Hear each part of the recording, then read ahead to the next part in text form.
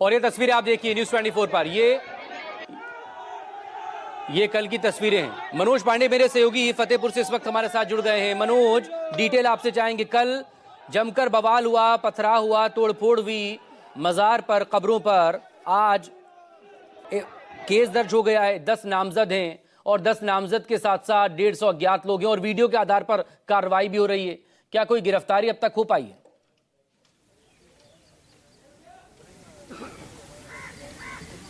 जी बिल्कुल, मैं बताऊं कि अभी इस पूरे मामले में देर रात एफआईआर दर्ज की गई है।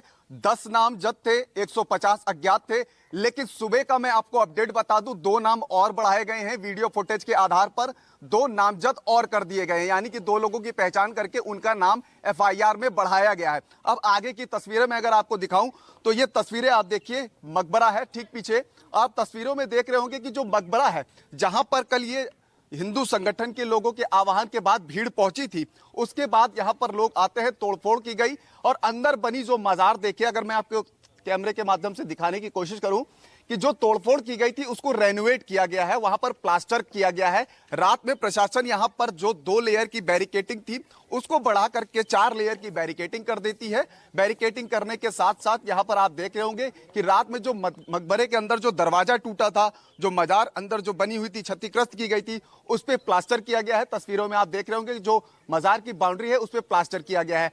एहतियातन यहां पर आप देख रहे होंगे कि पुलिस प्रशासन के लोग यहां पर मौजूद हैं। जो यहां पर आला अधिकारी है वो यहां पर कैंप कर रहे हैं। आप तस्वीरों में देख रहे होंगे सीओ, इंस्पेक्टर, एडिशनल, यहां पर कप्तान सब यहां पर मौजूद हैं। और उसके साथ साथ मैं अगर तस्वीरों में दिखाऊं कि ये देखिए चारों तरफ इस मकबरे के बैरिकेटिंग कर दी गई है। बैरिकेटिंग के साथ साथ यहां पर आने जाने वालों को वो भी चिन्हित, और इसके साथ साथ जो घर की छत है वहां पर भी पुलिस के जवान तैनात हैं। आपको तस्वीरों के माध्यम से दिखाने की कोशिश करेंगे और बताने की भी कोशिश करते हैं कि जो मकबरे के आसपास के जो घर है वहां पर ये जो छत है वहां पर पुलिस, यूपी पुलिस के जवानों को तैनात कर दिया गया है।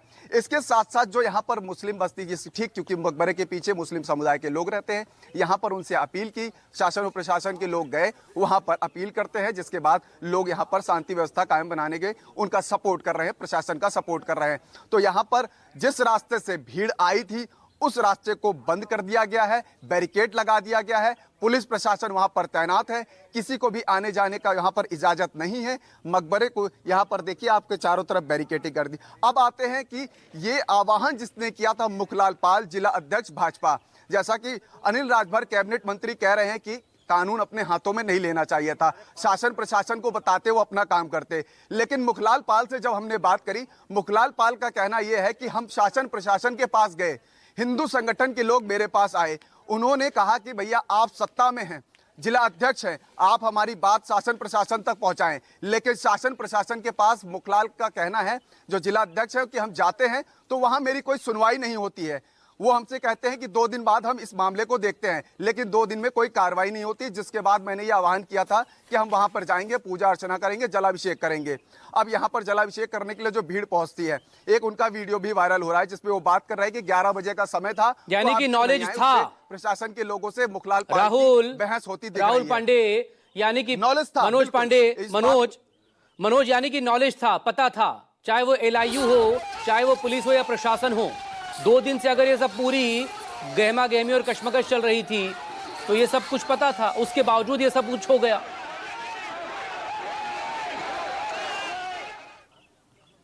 जी बिल्कुल, मैं आपको करेक्ट कर दूं कि 2 दिन नहीं, ये मामला 10 दिन पुराना है। 10 दिन पहले से ये पूरा ये जो फतेहपुर एरिया के जो अबू नगर है, यहाँ पर जो ये मकबरा है, उसको लेकर के ये आह्वान किया गया था। ये 10 दिन पहले से चल रहा है, क्योंकि प्रशासन ने कहा था कि आप हमें 2 से 3 दिन का मौका दीजिए, हम इस पूरे मामले की जांच कराते हैं। लेकिन उस 2 से 3 दिन में कुछ नहीं होता है। मुखलाल पाल जो जिला अध्यक्ष हैं वो इस बात को कहते हैं कि प्रशासन ने कुछ यहाँ पर कार्रवाई नहीं की है, जिसके बाद हम यहाँ पर जाएंगे और जलाभिषेक करेंगे और यहाँ पर पूजा अर्चना करेंगे। जिसके बाद बड़ी तादाद में यहाँ पर भीड़ पहुंचती है।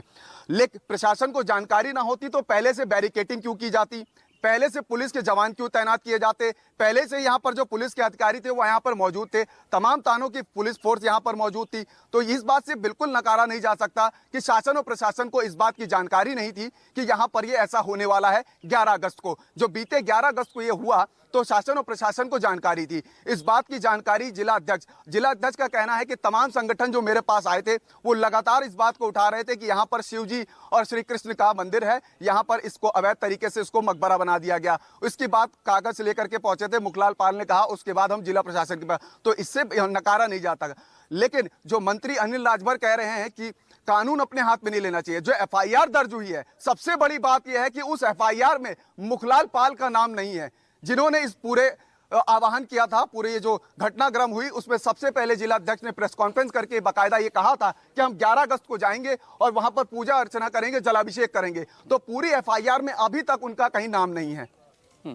सवाल इसी को लेकर है मनोज, सवाल इसी को लेकर है कि जो मुख्य व्यक्ति है, जो कि मुख्य आरोपी हो सकता है, उसका तो एफआईआर में नाम ही नहीं है और पुलिस प्रशासन को सब कुछ पता था, उसके बावजूद ये सब कुछ हो रहा है।